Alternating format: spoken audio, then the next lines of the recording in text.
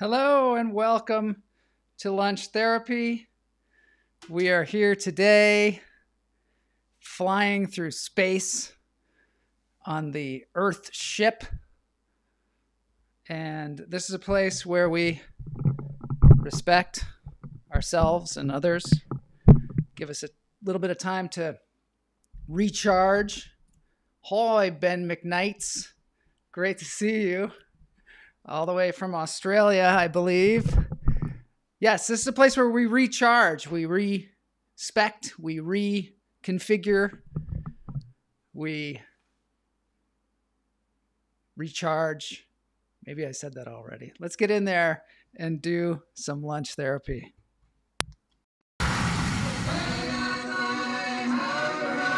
I'm gonna get myself a modem. I'm gonna get myself a modem. Hey guys,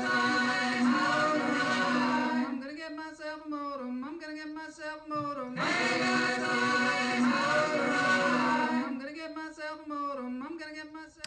Well, Jay Gaffney, I see your comment. What happened to the cool countdown? Well, I'll tell you. There is a cool countdown on YouTube and also on Twitch. And that is because sometimes people get into the room a little early and it counts down. I don't do it on Facebook and I don't do it on Twitter because I want people to see something different every time as they scroll through their Facebook. But you guys can tell me, what you like, what you don't like. I see Mary is here. Great to see you. This is a good day. Really good day. We got a good crowd here. And what we're doing is it's self-improvement week. I mean, what better week to do some self-improvement, right? So the first thing we're going to do is we're going to take in 3 deep breaths, which we do at the top of every show. Take it in through the nose. Jay Gaffney is on MySpace. So good to see you on MySpace. I'm on CompuServe myself. Okay. Hold it. Let it out. This time we're going to take in more air than last time.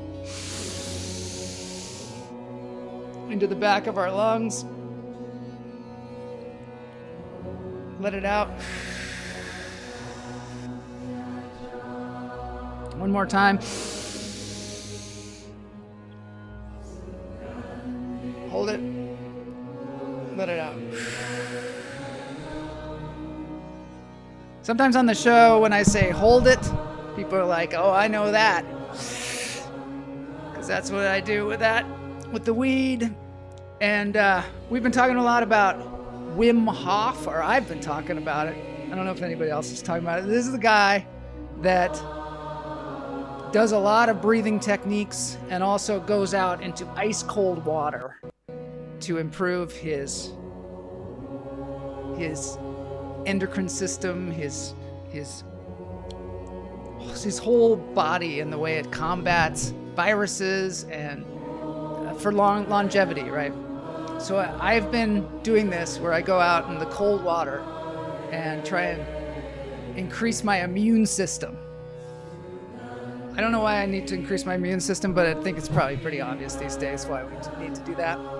So this is Wim Hof. I'm going to play a little question here where somebody asks him about weed and whether they should smoke weed or not.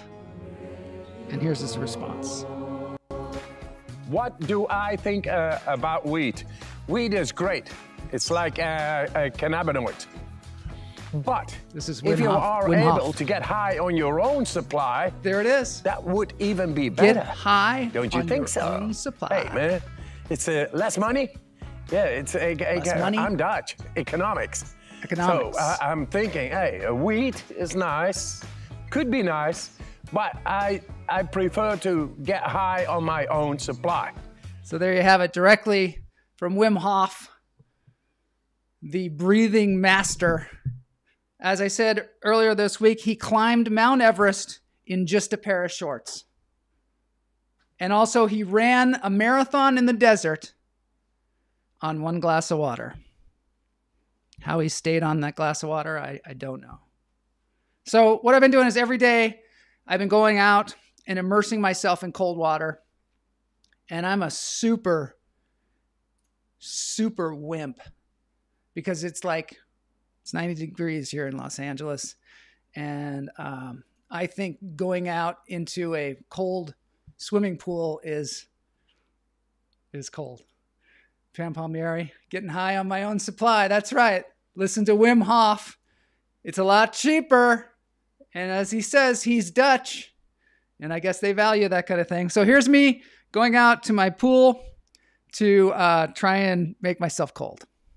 Okay, I'm heading out for my Wim Hof cool down. That's that shirt I was wearing yesterday. Cool down. I didn't even realize it had that on the back. Just walk into the pool in a very slow fashion and act like a big baby because it's not that cold. It's like 90 degrees out. So to me, it's like the polar bear challenge. So I get down there. Nice saturation, yeah. Totally saturated this. Saturated the crap out of it. Here goes. I'm feeling sort of like I don't want to do this. As soon as I step in the water, I'm going to realize how cold it actually is. I'm jumping in there with my shirt on because I'm so vain. There's no ice or anything, but it's cold for me. Here I go. And here Biggest wuss on the planet. But you got to start somewhere, right? You got to start somewhere. So now I have to actually go up to my neck. And Yeah, my camera person, Pamela. oh, it's quite cold. Oh gosh. Yeah. Do you have a over here where I pool, can dude? stand. I'm coming over now. Be up to my neck. All right. My breath is moving a lot faster. I'm definitely not used to this. Totally a wuss. Which brings me to this. I scratched my face last night. Just totally, you can't see it too. Well, yeah, you can see it. I totally scratched my face on a cat. My cat. This is Charlie Brown. I've had him for, 6 months or something now. And my old cat, I knew that I had to kind of get behind the cat so that it couldn't, scratch the crap out of me. And Charlie Brown, I seem to have forgotten that.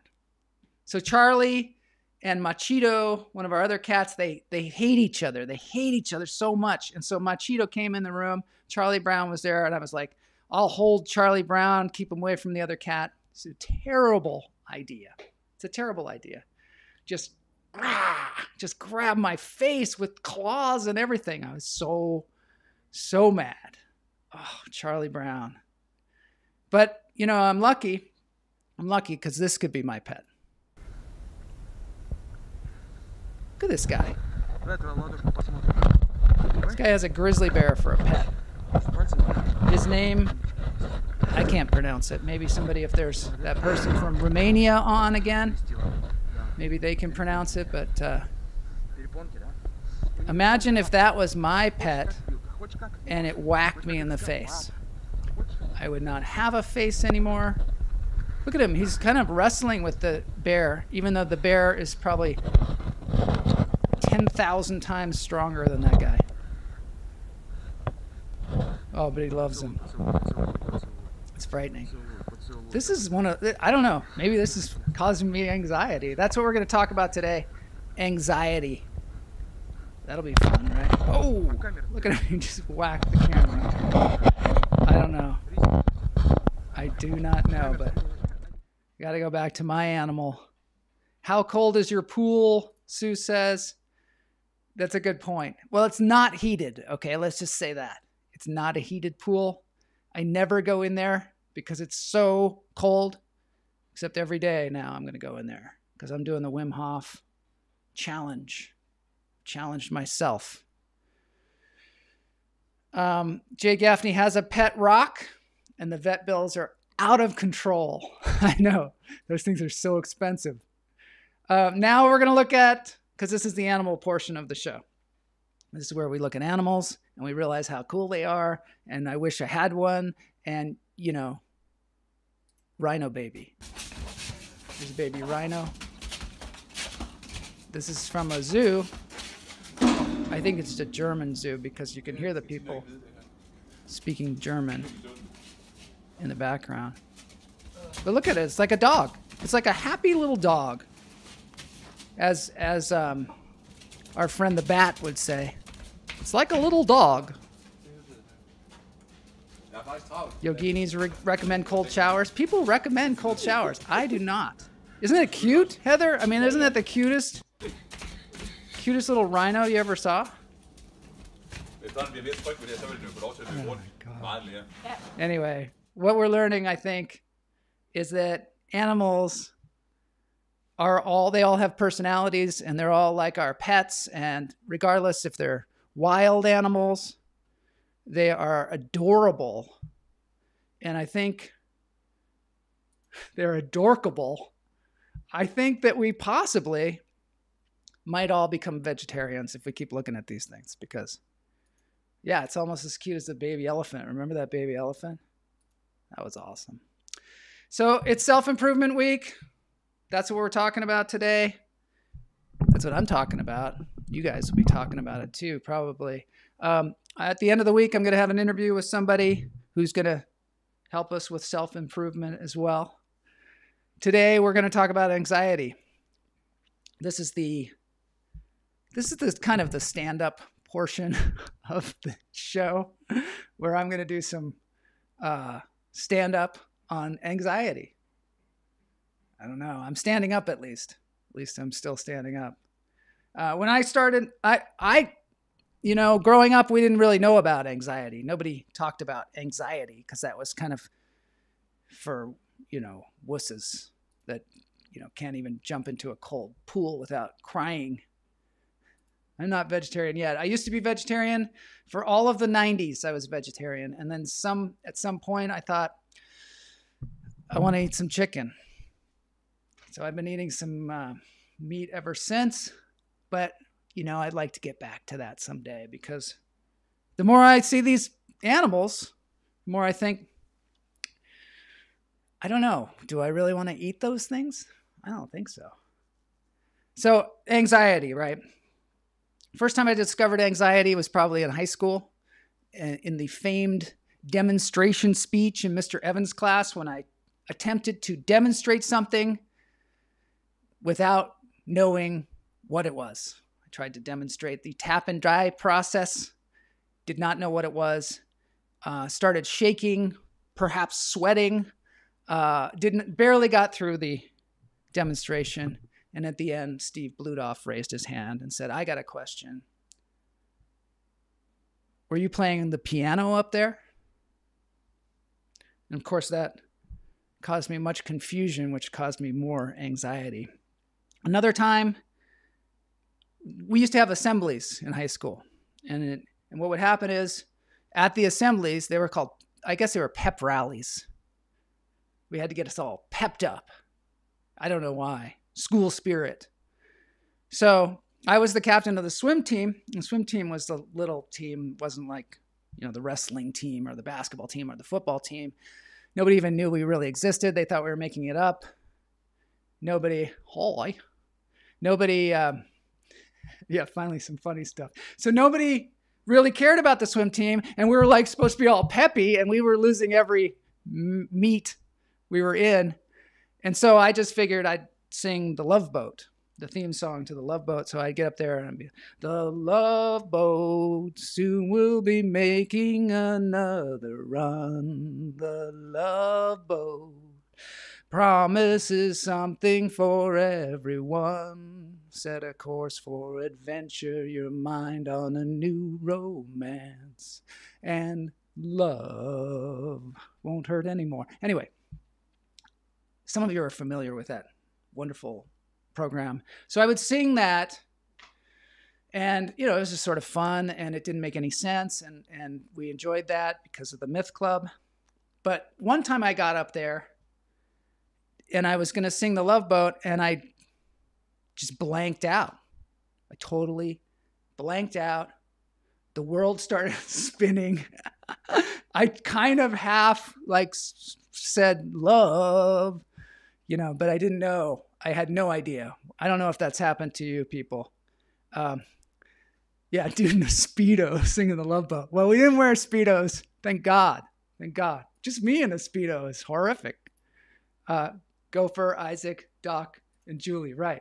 We remember Love Boat. I think they probably tried to remake it too. It's unremakeable. It's unremakeable. It's a new word I've invented. Unremakeable. So, of course, after having these anxiety experiences, I decided to become an actor, which is full of anxiety. It's an anxiety machine. So when I was in college, I declared my major to be an actor, and I was in a play. And as soon as I got out there, I was doing this play called The Sandbox. I had to carry this older woman around, and I'm walking out to the sandbox with the older woman, and my parents were in the audience. They're like, our son, he decided to be an actor. What the hell are we going to do with this kid? Do we stop paying tuition? What's going on? Let's see what he can do.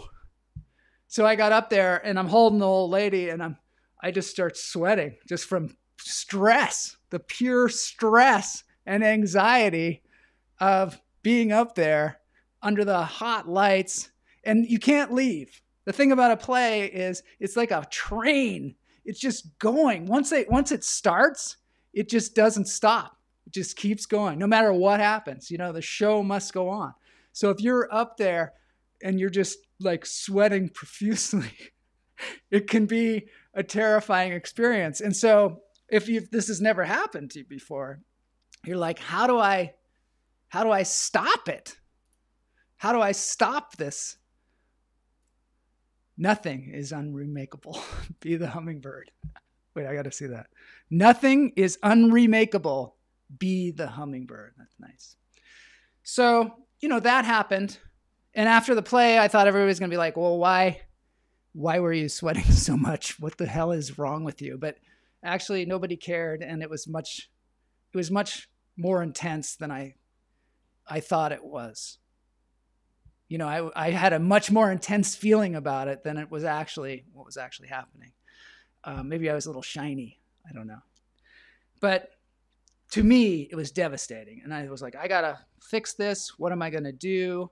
But there was nobody to turn to, because at the time, if you said, I've got anxiety, that would just be like, I think something's wrong with you. Maybe you need to go see a shrink.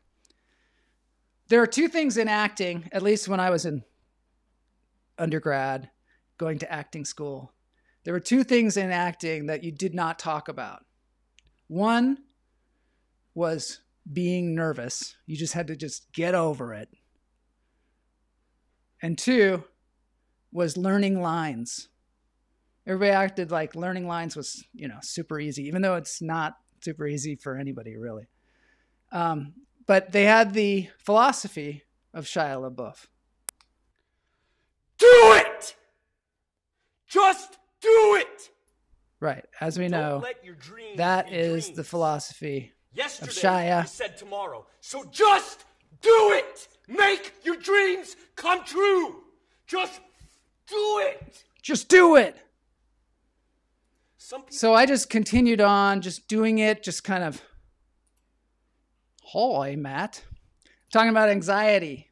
That's what we're talking about. And, one of the things that I've noticed with all the people that I've interviewed on the show is lots of artists out there have the same thing, where they just get extremely anxious about things. Or like before they go on stage, they get anxious. When they're on stage, they get anxious. And how do you deal with it besides just do it? And I'm sure, in other professions, we have the same thing where we get super anxious and maybe it stops us from doing things. For me, I don't know. Maybe I'm just so pig-headed that I just continue to do it regardless. Thanks for talking about it. Yeah, I figured just do it is such BS. I like that. I figured this is something that we should talk about because people don't talk about it. And what I found actually with anxiety is the more you talk about it, the less power it has. In fact, sometimes if I'm on stage you can't do this in a play in general, but in stand-up, or if you're performing music or something like that, you can actually say, hey, I'm freaking out up here. I'm super nervous. And I've seen that with like seasoned professionals when they get in a situation where they're kind of out of sorts. Sometimes they'll just say it to the audience. Look, this is weird, but I feel super nervous. And you're not alone, as they say in the Cult of the Hummingbird. I wonder about attorneys or surgeons or people that, like, when people's lives are on the line, not like acting where it's really sort of, it's fun and it's important, but no one's going to live or die if you're performing Romeo and Juliet and you start to get shiny. Nobody's going to live or die. But it might feel like you're going to die. It might feel that way, but in reality. So I wonder about surgeons and lawyers and people, firemen. Like, how does Brady O'Brien do it? What does he do when they're like, hey, you have to run into that building now? So one of the people that I like to listen to, since we're talking about self-improvement, is this lady, Mel Robbins. I don't know if you've ever heard of her. I find her very interesting. She's not related to Tony Robbins or anything like that, but she's just this lady that she was having extreme anxiety over bills, and she was, they were in debt or something, she and her husband, and she couldn't get out of bed. She couldn't get out of bed because she was too, I guess you would call it depressed, or she had too much anxiousness, too much pressure. And one day, this is sort of like Eckhart Tolle that we were talking about yesterday. It's sort of like, Mel is rad. She is super rad. I just want to see Jay here. I just take magic anxiety elixir. It's called whiskey with ice, of course. Yeah, that was one of the things that I tried too. Like, maybe I can just drink, and some actors even drink before they go on stage, but not this guy. That would be a disaster, as Jay would know. So Mel Robbins, yeah, that was another thing that she was saying. She was drinking a little too much, I think. I'm pretty sure that was part of the story. She was like drinking. And finally, one morning, she was just like, I'm going to count down 5, 4, 3, 2, 1, and then I'm going to get out of bed. And I'm not going to hit the snooze button. She says, don't even hit the snooze button, because what that does is it just continues this cycle of you avoiding. And one of the things that she says, which I think is very true, is the brain is there, your thoughts are there to protect you. And a lot of times, though, it will stop you from doing the things that you're supposed to do. So if you give it any time, if you give your brain any time, it's going to talk you out of something that you might actually need to do. Like, get out of bed. It might be like, you know what, let's just stay in bed just for another 15 minutes. So she came up with this thing where she just goes 5, 4, 3, 2, 1 and just gets out of bed. And I thought that was pretty cool. She said it changed her life. And she started telling other people about it. And apparently it changed their life too. So sometimes, certainly Shia LaBeouf and his just do it is a little bit extreme, but sometimes you have to kind of jump. I find that myself. One of the reasons I do a live show is because when I say, hey, let's do a skit, sometimes I'll talk myself out of it. But with a live show, you're kind of like, I better come up with something today. Tacos fall apart and get messy, but we still love them. It's true. We're all a little bit taco. We're all a little taco. Sometimes we fall apart. Fear, excitement, and anxiety are very close to each other on the emotional scale. That's a good one. So one of the things that I realized with anxiety is that it's going to be there, and it's going to pop up when you least know it, when you least suspect it. I just say, here we go again. And that's exactly it. So when it pops up and you're like, all of a sudden you feel this, and I've felt some serious adrenaline go through my body in situations where it just was inappropriate. One in particular was I got to be in a play at Steppenwolf Theater, which is in Chicago, and I had been interning there. And I got an understudy role in this play. Me and my friend Richard Maxwell, we were understudying this play. We were both interns. And one day, and we used to always joke around with, there was a guy who played the hammer dulcimer through the whole thing. And he was incredible. He was in the Grapes of Wrath and all these different things. And he was just this incredible musician. We used to always joke around that we were learning the hammer dulcimer in case he couldn't go on stage. So what happened? He slipped on the ice and cracked his head. That's right, Todd. You know, we're here for you. Anytime you want to pop in, anybody wants to pop into this show, you're completely welcome. I am a taco. So, okay, guy slips on the ice. He cracks his head. Richard Maxwell and I are there like, what are we going to do? And they're like, well, you have to go on for the musician. And the guy played the hammer dulcimer through the entire play. Just, you know, it was like background music. It was beautiful. And we're like, what are we going to do? We have some guitars. So we split his costume. I wore the pants. He wore the shirt. I wore the hat. He wore the mask. I don't know. No, there was no mask. And we got out there and we came up with some music before the show. And we got out there and we had to sit like right on the edge of the stage. And the audience was right there. This is when Steppenwolf was in a kind of a small space. It was packed. And we're there with our guitars, sitting in our chairs. And in front of me was this actor who had been in this movie where he had played a serial killer.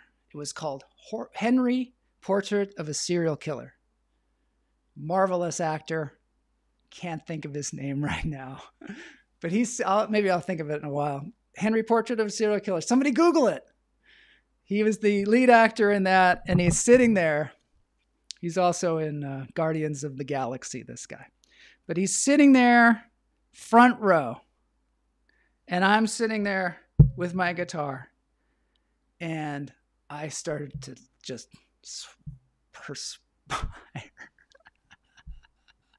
Just totally perspire. And I had no choice because I'm sitting there on the stage.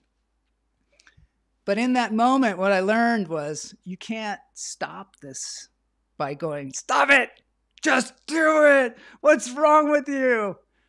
You have to just go, hey, I am freaking out. I'm getting this total adrenaline rush. Let's see how it plays out. Because what happens is it goes through a cycle. It's like everything. It's like moods. You know, sometimes you're unhappy and you're like, I feel like, you know, I'm going to die. Oh, this is great. We're getting a bunch of Twitch people. Michael Rooker. Thank you, Ben McKnights. That's the name of the actor who was sitting there. Thank you, Sue Pascal. This is great having you here, helping me out. You're such a sweaty hummingbird. I am such a sweaty hummingbird. So, yeah. So Michael Rooker is sitting there, and he's staring at me, and I'm thinking, you know, he's going to kill me. I'm inches away from his face, sweating profusely. And I didn't have a choice because I can't leave. What am I going to do? Up and leave? The play is depending on me. So what I had to just go through it, not around it. And that's what I found with this kind of thing is the more you kind of accept how you're feeling. And this goes with emotions too. You know, if you're super sad, the more, you know, if you give yourself a hard time about being sad, like, I got to be happy, it's not going to help. You accept your sadness and then it'll move on because this too shall pass, which I think is something that's a wise person said. This too shall pass. Who is Michael Rooker? Pikehead? Michael, I know it says Runker, but it's Rooker, R-O-O-K-E-R. He is a guy, he's an actor who was in Guardians of the Galaxy. He played that weird, like, he's like a bad guy in it, but he's super funny. Super funny, that guy. In the movie Henry, Portrait of a Serial Killer, he was not super funny. He was super awful, and he murdered people indiscriminately. In fact, I don't even recommend that movie because it basically tells people how to be a serial killer, which probably not good to know.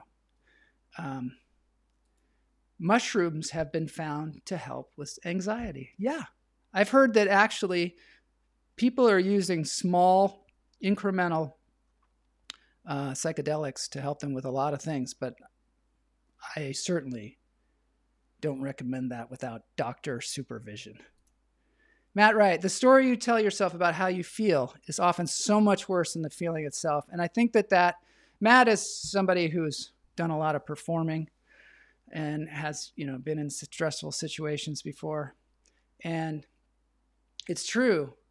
I think after I've had those anxiety experiences, the story that I tell myself afterwards about how incredibly awful it was and how I could never be an actor again, never be a performer again. What am I going to do? My body's rebelling against myself. That whole thing that goes on afterwards is really just garbage. Because basically that's your brain trying to reinforce you never doing it again, which is not what you're born to do, right?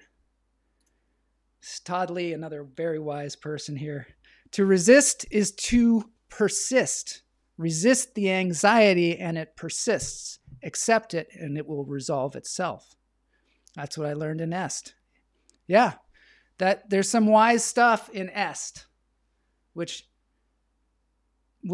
as actors, they do a lot of breathing techniques and they do a lot of philosophy, and it's a good point. It's a really good point. Let's see what Pikehead says. What's the best tip to give when it comes to fighting anxiety? I think like what we're talking about here is when it, I'm going to go back to what Todd said because he said it really well.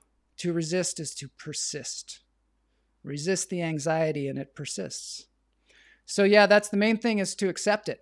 Accept that you're having anxiety and then proceed. I know as a stand-up comedian, whenever I go on stage, I often get horrible anxiety. And then I go up and I perform, and afterwards I feel great. And that's just the cycle of it. And I've done it enough times that I understand it. But if you don't do it a lot, then you don't understand it. And when I see it coming, I'm just like, oh, there it is. There's that anxiety. And obviously, some things we should be anxious about. We shouldn't, sometimes it's there to protect us. We shouldn't walk into the middle of the road when a car's coming. But other times it's just old information activating. When you identify with the feeling versus understanding it's something you are experiencing, that's where you start to have problems. When you identify with the feeling versus understanding that it's something you are experiencing, that's when you have problems. Right, you identify it. So that's a really intense statement. And I think this is something that we should parse out here, which is you can't identify with these things. And if you identify, this is something we're going to have to work out here in this week, because when you start to identify yourself as your thoughts, if we start to say, I am my thoughts, then we run into problems. Because we're actually a consciousness with thoughts. We're a consciousness looking at the thoughts, and sometimes the thoughts are bullshit. And they're not us. They've been put in there like a sort of programming. And sometimes the programming is wrong. Jay Gaffney, I thought this whole show was about calming anxiety with comedy. Why don't you try to tell some jokes? That's a good one. It's true. Why don't I? Pikehead. Okay. This is part of getting to the comedy, I suppose. I had a whole comedy routine set up for today. Tomorrow. There's always tomorrow. While you're having the feeling, when you are afraid of the feeling, the fear becomes the focus. Right. I'm looking at people's comments here. We're going to have to end the show, but anxiety is like an unwelcome neighbor who pops by, invited in for tea. That's true. Mushroom tea. That's great. See, there's the comedy. The comedy sometimes comes out. You know, last week we had Mark Andrews on, and he was talking about story and writing for Pixar and how the story is outside of himself. Sometimes the comedy is outside of the comedian, right? Your brain makes thoughts like your heart pumps blood. Are you your heart? EMDR is a powerful drug-free therapy for some types of anxiety. I think we all deal with anxiety. That's the whole secret of it. I was thinking you might need a psych degree to continue. Thanks, Heather. I know, I might have to go to school. Here's Pikehead says, when I get anxiety, it can take hours or days before it's getting better. Sometimes I must leave my house and take a walk. Sometimes it can get very dark. I see anxiety, that went away for a second, like a friend, and so on. Yeah, like an old friend. Nothing funny about mushroom tea. Got any grapes? Tell the duck joke. That's funny. Okay, we'll end this with the duck joke. I want to validate what Pikehead said. It's true. Like sometimes it can last for days. Sometimes these things can last, but they come and go. They come and go. And you have to just kind of trust that they go. But this duck walks into a bar and he says to the bartender, "Got any grapes?" And the bartender's like, "No, we don't have any grapes. This is a bar and we don't serve ducks in here." So the duck leaves. And the next day, bartender's up there washing glasses. In walks the duck again. And the duck says to the bartender, "You got any grapes?" And the bartender says, No, we don't have any grapes. I thought I told you yesterday this is a bar. We don't have grapes and we don't serve ducks. Get out. Duck leaves the bar. Next day, bartender's up there talking to some customer, and the duck walks in again. And he says, "Got any grapes?" The bartender says, "No, and if you come back in here again, I am going to nail your bill to the bar." Next day, duck walks into the bar. He says to the bartender, "You got any nails?" And the bartender's like, No, we don't have any nails. This is not a hardware store." And the duck says, "You got any grapes?" There it is. It's getting better. I think it's getting better. Sven is here. My first anxiety attack, I really heard Knocking on Heaven's Door playing in my head. Knock, knock, knocking on heaven's door. I hope that's not triggering for you, Sven. All right, everybody. We're going to go out on a music break, a dance break. And this is a band you've never heard of before, because I've never heard of them before either. And they didn't have like a gajillion hits on YouTube or anything. And we're going to play them here. I don't even know what they're saying. Let's enjoy this.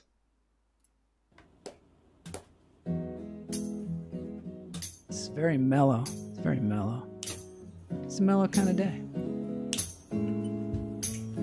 These guys are in quarantine somewhere, busking.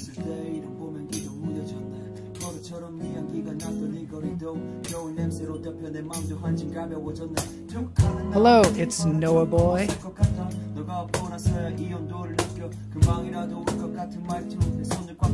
I need to work on my duck voice. It's so true. Got any grapes? Got any grapes? Got any grapes? K-pop, yeah, this is a K-pop band. I think. Got any grapes? Got any grapes? I got some grapes. Don't got any nails. Not a hardware store. Pajamas and sleep masks. What is this? It's Noah Boy says. We don't know. Just having fun.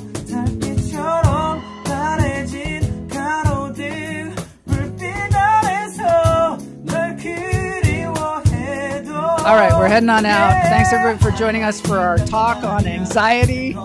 And I hope, yeah, this is comedy dance. Anyway, we're gonna See you all tomorrow for some comedy. Hopefully for some comedy, right? If I can get over my anxiety.